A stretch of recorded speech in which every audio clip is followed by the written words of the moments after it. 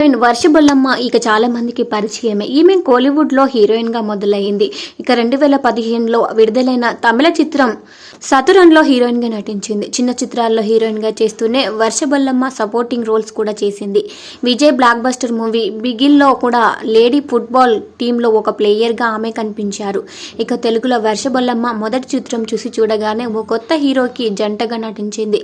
ఆనంద్ దేవరకొండకు జంటగా నటించిన middle class melodies hit talk తెచ్చుకుంది. అయితే ఈ మూవీ నేరుగా ఓటీటీలోకి విడుదలైంది. దానివల్ల పెద్దగా ఫేమ్ రాలేదు. ఇక పుష్పక విమానం, భైరవకోన ఇలా కొన్ని మూవీస్లో నటించారు వర్ష బొల్లమ్మ. ఇక ఇదిలా ఉంటే సోషల్ మీడియా వేదికగా ఆమె చేసిన కామెంట్స్ చర్చకు దారితీసింది.